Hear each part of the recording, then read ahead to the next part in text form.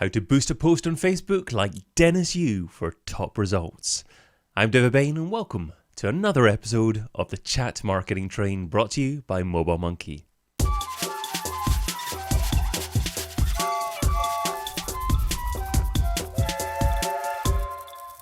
If you're a business and you have a Facebook page and you have a Facebook advertising account, then there's no doubt that you will have been advised already by Facebook to boost certain posts on your page.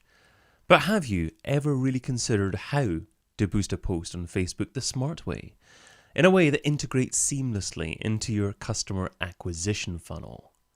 For this episode of the Chat Marketing Train, I talked with Facebook marketing legend Dennis Yu from Blitzmetrics, covering things like why you need to get started on your Facebook post boosts with organic traffic and how to do that, whether or not to have a call to action button underneath your posts, plus how to measure the ROI of your boosted posts.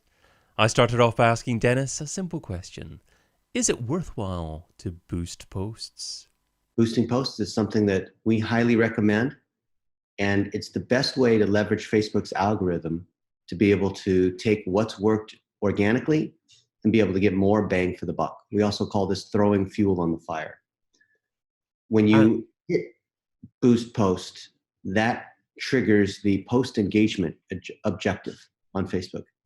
And that's the same algorithm that governs what shows up in the newsfeed. So when you have a post that does well organically, then you can get an extension upon that on work that you've already done. A lot of people think that advertising on Facebook means creating completely separate content, which means content that doesn't resonate, content that hasn't been tested yet, content that wasn't really designed for the audience to build a relationship with you.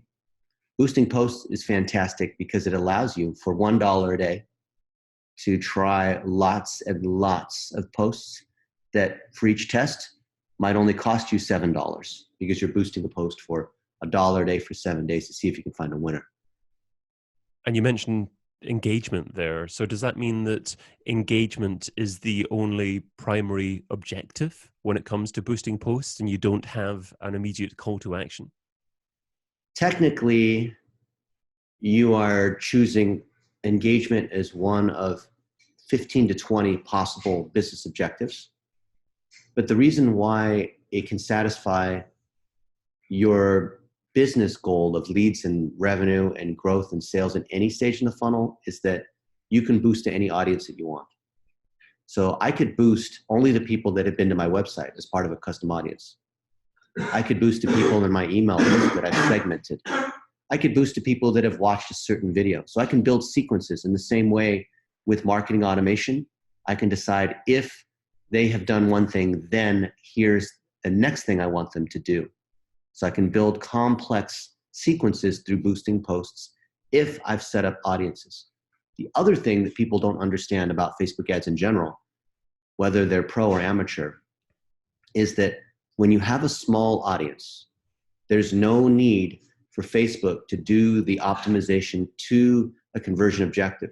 We know, for example, that if you're not getting 50 conversions per ad set per week, then the system can't optimize to a CPA or to an ROAS. So let's say that you put out, if you believe in Facebook's funnel of awareness, consideration, conversion, and you put out stuff about your story and why you exist, you put out knowledge where you're just giving value, and then you try to drive a sale, if you have a post around that sale item, around a call to action, around why they need to buy, about a special feature that you have, right? A typical sale-driven kind of post. And you boost it to a custom audience, there's no need to choose conversion objective because that audience is already warmed up. If that audience is 10 people per day that have been to your website or that have downloaded a white paper you have or have become a lead, there's no work for Facebook's algorithm to do to sub-target. That audience is so small that a boosted post works just fine. And finally, third, with a boosted post, you can include a call to action button. I usually don't have any call to action because I want it to look as organic as possible. But if I choose call now or learn more or buy now or sign up, I can then choose a URL, which basically converts that boosted post to a website click objective. Because if people click on anything, they're going to the URL that I specified after the fact when I create the ad. Not when I first created the post, I don't have the option, of course, to choose a button or what URL it goes to. So when I boost a post, I can add that extra piece, which is great. And most people will think, well, actually, why shouldn't I always add a button all the time with the URL? It's because when you do, your costs triple. Facebook notices that, and your base CPM, which is what you pay per 1,000 impressions, will jump from maybe $8 to almost $30. Same thing if you choose send message, which is instead of sending them to a URL, you bring them straight in the chat. So you better be absolutely sure that you really do want to bring them in the chat, that your messaging is around having a conversation on a particular topic, or that you are setting expectations that if they click on this, they're going to get something further, such as a longer video or signing up for a lead magnet or scheduling a call with you, right? It should be the copy should be very clear that there's a reason why, not just because you want to leverage the fact that there's a button that you can use. So 2 quick follow-up questions on what you were saying there. First of all, you say that you don't have a button next to the majority of posts that you boost. So how do you measure the success of the posts that you boost? And then secondly, you also mentioned send to message as well. If someone does want to leverage this send to message opportunity and drive people towards their chat, is it better to have a secondary campaign and just deliver that to a segment of people who have watched a certain post that you've boosted beforehand? So you can't tell the ROI of a boosted post by itself. In the same way, if I tell you, David, if we go to a bar and we want to pick up women and I want to evaluate whether I'm going to get married or not, it's going to take multiple dates. It's going to take multiple stages in that relationship. So what I want to do is track the incremental ROI or the yield that comes from that boosted post, because each of these stages in the funnel is an assist to that next stage. So for example, I could track the yield of a boosted post by saying, let's say I'm selling a course on Facebook ads, which we do, the $1 a day technique. And I put out lots of free value. People are consuming it in an organic post that I decide to boost. And then of that post that I boost, I'm building a custom audience. That's why we're boosting posts. We're building custom audiences, meaning we can then send another message. We can remarket against people who've consumed this top of funnel content. And anyone who's watched 30 seconds of my video or has done a through play or has engaged in a certain way, I can then remarket to say, okay, now here's my free guide on the summary of how the $1 a day technique works. I can measure the yield of that by saying, of the people who came into my custom audience of that first post, how many then became a lead? What's my cost per lead from that custom audience? And I guarantee you every time, unless your content sucks, that the yield off of the custom audience from that boosted post is going to be way better than taking a cold audience straight to the lead.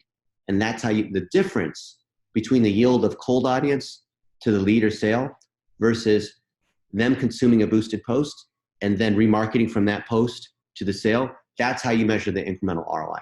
It only costs you, if you're doing a really good job, it'll cost you only a penny or two to build a through play audience member or an engaged audience. So are you willing to pay 2 cents or even 5 cents to warm somebody up and then run whatever your sale campaign is? So you're using the terminology boosted post there. Is there a difference between a Facebook ad and a boosted post, or is a boosted post simply a type of Facebook advertising? Boosted post is one type of Facebook ad that you can run. You can run ads for brand engagement, for video views, for chats, for event RSVP, for conversion, for website clicks, for catalog sales. There's a lot of things that you could do. But the boosted post is unique because that is amplifying content that's already on the page. So it is the only one that is basically the Facebook newsfeed algorithm. And it just so happens to be that the ads that don't look like ads are the ones that perform the best, because all of us know what ads look like. And so we don't click on them.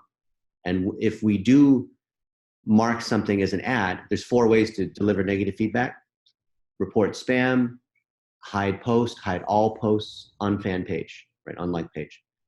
When you hit that, that creates a signal to Facebook to then penalize you organically and as well as in your advertising. So when we can create stuff that truly engages, the boosted post is using the organic system as a filter. If it's doing well organically, it's probably going to do well on the paid side. If it's not, if you take stuff that you run as an ad and you run it organically first and it doesn't work, do you really think boosting it is going to work? That's like hitting the gas harder when the emergency brake is on. That's just not the smartest way to do things. So when you're talking about checking to see if posts perform well initially, are you talking about just publishing posts on Facebook pages? Or are you talking about ideally posts on other platforms such as Facebook groups? You could take any post that does well. And if you understand why it does well, for example, I'll take a LinkedIn post that I make where I'm sharing something about how to get a job or drive more leads. And if it worked well on LinkedIn, why wouldn't I share that to Facebook? If I've got a blog post that I wrote, and I wrote one blog post on how much should social media consultants charge for their services, that ranks well on Google. Then I'm going to take that and summarize it as in 2 or 3 sentences and put that as a Facebook post, including the URL. So then I'll say, hey, did you know that most consultants charge by the hour instead of by a retainer on performance? And here's when you should charge by a retainer performance. Or here's, did you know that the top social media consultants charge over $500 an hour? And here's why. And then it links to the article that I wrote on that. So I have something that's already proven to be working on Google or YouTube or LinkedIn. Of course, I'm going to cross-post it. Another thing I like to do is you see a lot of the posts I put out there organically on my profile. Me as a user, a lot of people say page, that's your profile. If you're logging into that thing, that's your profile. And if it works well on my profile, I'm going to copy that same post. I'm going to put it on the Dennis Yu public figure page, a business page called Dennis Yu, not my profile. Or I'm going to cross-post it to the Blitz Metrics Facebook page. So now I've got my profile, I've got my public figure page, and I have my company page. So I have 3 assets. If it worked well on one, I'm going to copy it to these other 2 assets, and then I'm going to boost it to people that have been to blitzmetrics.com in the last 30 days. I'm going to boost it to people who have seen me speak at Traffic and Conversion Summit. I'm going to boost it to fans of Larry Kim, or who like Mobile Monkey, or who are interested in SEO and have seen my video of Bruce Clay and I sitting down for an hour talking about how SEO and PPC are really the same thing. I love that. These different things together. The whole point of boosting posts is I'm boosting a winner. If I don't have a winner, then I'm just amplifying garbage. I'm multiplying by a negative number. Well, that's a great tip you gave there about testing on your own profile, because you'll naturally get more organic reach in your own profile. So you'll see what works and what doesn't organically, and then you can transfer that strategy to your page. Now, when you talk about using posts that perform well there and boosting them, are you talking about republishing them on your page and then boosting them there? Yes, because you can't actually boost a personal. Yeah, one of my favorite things in boosted posts is I would take a post that somebody had made about us, like a testimonial. Yesterday, we were in San Diego at Social Media Marketing World, and we were teaching the latest techniques for Facebook ads in local. And people were sharing their tips and what they thought about the talk that we gave. What I used to do is I would take that and I would share somebody's post where they talk about this, because that's authentic. You can still do that, but you can't boost to share anymore, which is unfortunate. So you have to copy that post, download their video and repost it, take out snippets of the text they wrote, copy a collection of the tweets that you heard people say, turn that into a post. Superb. Okay, well, lots of great advice there. Shall we jump into your screen share now and actually see you walk through how to do this? Yes. So David, you can see that we're here on Facebook, and this is me as a user, my profile. Because up here, click on this and you can see this is Dennis Yu. See, I mouse over it, it says profile. And I've got my blue check mark, which you can use on your profile or your page if you're verified. You can see that I have almost 5,000 friends, which is the limit. So this is me as a user on Facebook, okay? So here, 3 hours ago, Phil Mershon, he tags me and Michael Stelzner, who runs Social Media Marketing World, and says, last year I had a problem where I couldn't sing because I had a collapsed lung or something, but now I was able to, and lots of people are engaging. So Facebook's algorithm is saying, wow, this is good content. And then all these other friends are saying, yep, this is so good, this is so good. And you'll see this from friends that tag you or your own stuff, right? You'll see this, the Better Business Bureau, right? Here's a great post. Somebody made this post about me. I didn't make this post. He tagged me in this post, right? There's me and Mark Wagner, and I'll click like on that and I'll say, thank you very much, Jeff. An honor to be able to speak with the Better Business Bureau and serve businesses together, right? Whatever it is, right? Stuff like that. Now, these are all great posts that I want to be able to share. And this is one that is from someone else, but they're tagging me. They made the post here, right? I can copy this post and make it mine and then be able to boost it. But let me show you, before I do that, let me show you a few things of why that is. Okay, here's another one. Now, this is a post from me. Last week, we gave a keynote in Sioux Falls. Looks good. We got covered on TV, right? And all these other people are liking, commenting, and sharing. Now, what I can do is I can take these items. Here's one I took on my cell phone. See, check this out. This is Ann Handley. 2020. Number one. What's her 3 tips for social media marketers? Social media marketing, don't think about your audience. Don't think about. Right. She was the closing keynote speaker. Anyone in the world of content marketing knows who she is. She's a big deal. And I've got lots and lots of content like this, right? Lots of things that are social. This is on my profile. This is what you do just in your normal everyday life. I just happen to be showing a lot of professional things. You can scroll through my profile and you'll see that I'm sharing moments with other people, right? Here, we're promoting our sessions together. I call this guy the king of Facebook ads. And then I called him that 2 years ago. Now he goes around everywhere telling everyone, oh, Dennis Yu says that I'm the king of Facebook ads. Okay, now this is my profile. Don't get this part wrong.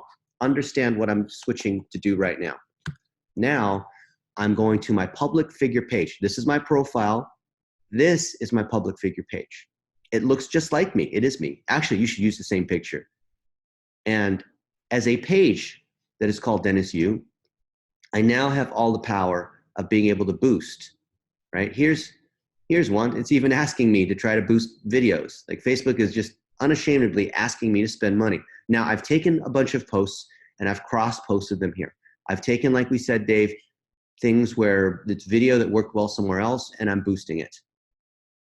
And there's my friend Andrea Vall. She's the author of Facebook Ads for Dummies and Facebook Ads Made Simple, her latest book. And of course, I call her the most beautiful Facebook advertiser. And look, this one's doing pretty well. It's got a 10% engagement rate. How do I know? 500 reach, I want to get 50 engagements, 10%. It's close enough. And if I want to boost, and look, Facebook even says, oh, this post is doing well. You should boost it. Well, gee, how about all the people saying, oh, you shouldn't boost posts? Facebook is telling which posts are doing well. They're telling me this one's doing well, so let's boost it. And then I get the chance to choose, what do I want to do? The blue thumbs up is post engagement. This is by default what we're going to do 90+% of the time. The mistake people make in boosting posts, among many, is they'll come here and choose connect to drive a message. And then that changes the ad. Well, it changes your organic post and then have message, send message here.